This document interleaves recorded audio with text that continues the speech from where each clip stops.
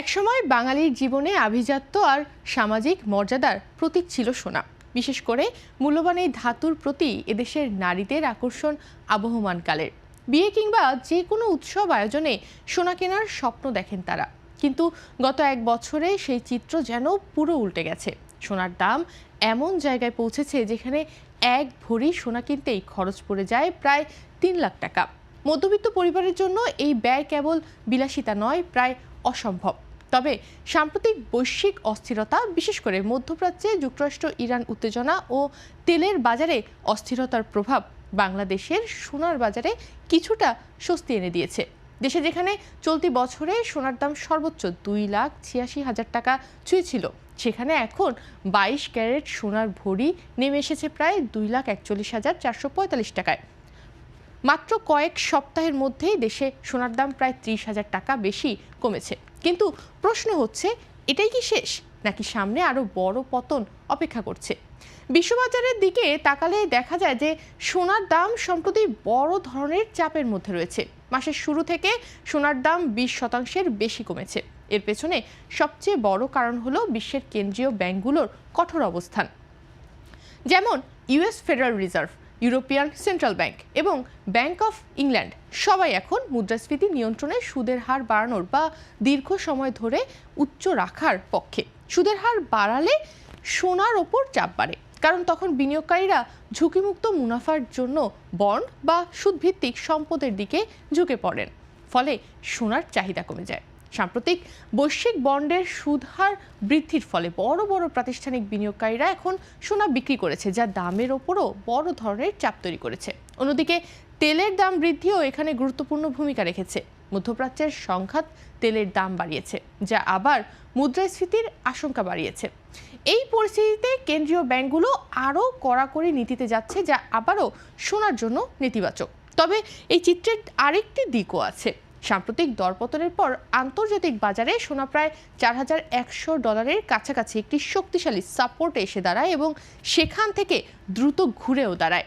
বর্তমানে দাম আবার কিছুটা বেড়ে $4,500 আশেপাশে বা $4,200-300 আশেপাশে ঘোরাঘুরি করছে। এই প্রযুক্তিগত ঘুরে দাঁড়ানো ইঙ্গিত দেয় যে সোনার বাজার এখনও পুরোপুরি ভেঙে পড়েনি। বড় বড় বিনিয়োগ ব্যাংক যেমন জেপি মর্গান বা গোল্ডম্যান স্যাশে এখনও দীর্ঘমেয়াদে সোনার দামের ঊর্ধ্বমুখী সম্ভাবনার কথা বলছে। কেউ কেউ 2026 সালের মধ্যে $5,400 থেকে $6,300 পর্যন্ত দাম যেতে পারে বলেও এখনও ধারণা করছে। এখন প্রশ্নে ফিরে আসি, বাংলাদেশের সোনার ভরি কি 1 লাখ টাকায় নামবে? বাস্তবতা হলো এই সম্ভাবনা খুবই কম, কারণ সম্প্রতি আন্তর্জাতিক বাজারে সোনার দাম সর্বোচ্চ প্রায় $5,600 থেকে নেমে $4,100 কাছাকাছি চলে আসে, অর্থাৎ প্রায় $1,500 বা প্রায় 25 থেকে 27% পতন হয়েছে সোনার দামে। এখন বিশ্লেষকরা বলছেন $4,100 একটি শক্ত সাপোর্ট লেভেল, মানে এই দামের নিচে গেলে আরও বড় পতনের ঝুঁকি তৈরি হবে। অনেক টেকনিক্যাল বিশ্লেষণ অনুযায়ী যদি এই সাপোর্ট ভেঙে যায়, তাহলে পরবর্তী ধাপ হতে পারে $4,000, এমনকি $3,800 পর্যন্ত নামার সম্ভাবনাও উড়িয়ে দেওয়া যাচ্ছে না। অর্থাৎ বর্তমান $4,500 আশপাশ থেকে আরও 10 থেকে 15% দাম কমার সম্ভাবনা রয়েছে। আবার কিছু বিশ্লেষক মনে করছেন যে $4,200 থেকে $4,100 মধ্যে শক্ত ক্রেতা রয়েছে, তাই এই রেঞ্জের নিচে নামা কঠিন হবে। যেমন জেপি মর্গান চেস দীর্ঘমেয়াদে আবারও দাম বাড়ার সম্ভাবনার কথাই বারবার বলছে। এখন এই আন্তর্জাতিক দামের সঙ্গে বাংলাদেশের বাজারের একটা সহজ সম্পর্ক বোঝা যাক। ধরা যাক আন্তর্জাতিক বাজারে সোনার দাম যদি 10% কমে, বাংলাদেশে সাধারণত তা 8 থেকে 12% মধ্যে প্রভাব ফেলে, কারণ ডলার রেট ও ট্যাক্সের কারণে দাম কিছুটা ওঠানামা হয়। বর্তমান দেশে 22 ক্যারেটের সোনার ভরি প্রায় $2,41,000 টাকা।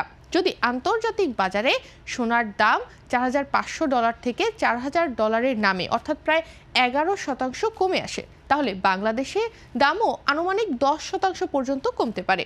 $2,41,000 টাকার 10% কমলে দাম দাঁড়ায় প্রায় $24,000 টাকা কমে, অর্থাৎ নতুন দাম হতে পারে তখন প্রায় $2,15,000 টাকা থেকে 20,000 টাকা। তার মানে এর মধ্যেই দাম ওঠানামা করতে পারে। আবার যদি সবচেয়ে খারাপ পরিস্থিতিতে অর্থাৎ $3,800 সোনার দাম নেমে আসে, অর্থাৎ মোটামুটি 15% পতন হয়, তাহলে বাংলাদেশে সোনার দাম নেমে আসতে পারে প্রায় 2 লাখ টাকার কাছাকাছি।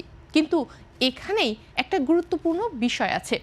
বাংলাদেশের সোনার দামের একটি নিচের সীমা আছে, যা শুধু আন্তর্জাতিক দামের ওপরই নির্ভর করে না।